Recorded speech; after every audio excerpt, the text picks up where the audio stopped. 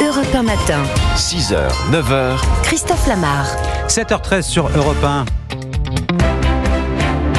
Voilà, je vais toujours plus vite que la musique. Vous l'avez reconnu, l'heure de la revue de presse avec Théo Grévin. Bonjour. Bonjour à tous. Alors ce matin, les journaux s'intéressent aux mesures impopulaires repoussées par le gouvernement. Ouf, on a eu chaud. Les Français peuvent souffler, oui, il n'y aura pas de légère augmentation des tarifs de l'électricité au 1er août, mais il ne faut pas crier trop vite. C'est ce que vous comprendrez en parcourant la presse ce matin, car tout est politique, rappelle le Figaro. En faisant cela en période de grande incertitude, Gabriel Attal tente clairement un rapprochement avec la gauche de l'Assemblée.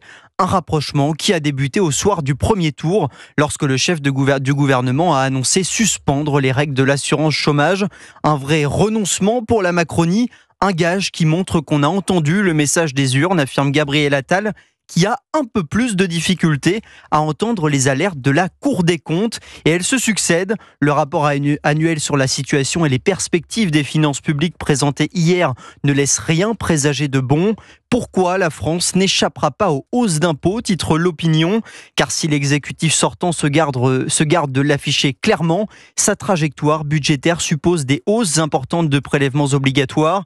Une chose est sûre, l'ampleur du défi budgétaire auquel devra se confronter tout nouveau gouvernement est immense, note le quotidien, et ne laissera que peu de place aux propositions les plus démagogiques. Et un nouveau gouvernement, Théo, qui se fait attendre, tandis que l'exécutif actuel va désormais gérer les affaires courantes. Le dernier conseil des ministres de plein exercice aura lieu tout à l'heure, le premier jour du reste de sa vie, écrit Olivier Beaumont dans Le Parisien aujourd'hui en France, à propos de Gabriel Attal. Emmanuel Macron reste de son côté convaincu de pouvoir trouver un accord entre forces de l'arc républicain. Première étape jeudi, lors de l'élection du nouveau président de l'Assemblée nationale. Une assemblée plus que jamais divisée en 3 blocs. Enfin, ça, c'est ce que vous entendez depuis le résultat du second tour des législatives il y a 10 jours. Je vous conseille ce matin l'interview de Christophe Guilluy dans le Figaro, rendu célèbre par le concept de France périphérique. Il voit dans le résultat des législatives non pas une victoire de 3 blocs, mais bien une opposition durable entre deux France, la France des métropoles et la France périphérique. L'écrivain auteur des Dépossédés explique que s'il y a bien 3 groupes politiques à l'Assemblée, dans le pays, il n'y a que 2 réalités socio-culturelles.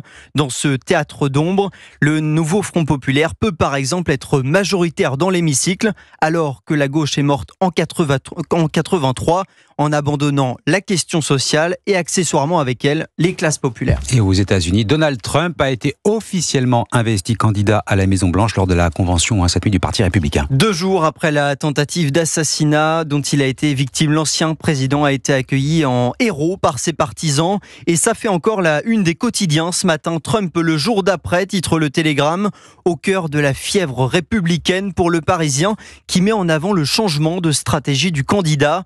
Trump devait prononcer un discours au vitriol jeudi à l'occasion de son investiture. Il souhaite désormais apaiser et unifier le pays, explique dans son édito Nicolas Charbonneau. Et puis lui aussi sera accueilli en héros d'une certaine façon à midi avec cet hymne qui résonnera. Vous reconnaissez ? Je l'ai entendu quelques fois, oui. L'hymne du Real Madrid, puisque Kylian Mbappé sera présenté à la mi-journée au stade Santiago Bernabéu devant 80 000 personnes. Mbappé, le D-Day, titre l'équipe. Et un invité surprise pourrait faire son apparition, Zidane, rien que ça. De quoi mettre la pression sur le jeune capitaine français. L'ex numéro 5 du Real Madrid, Zidane, face au nouveau futur numéro 9, Kylian Mbappé. Merci Théo Grévin. Et si vous l'avez pris en cours, cette revue de presse, vous avez le choix, vous pouvez la consulter sur Europe 1, la réécouter sur europe1.fr. Et puis sinon, c'est comme au bac, il y a une séance de rattrapage après 8h30. À tout à l'heure.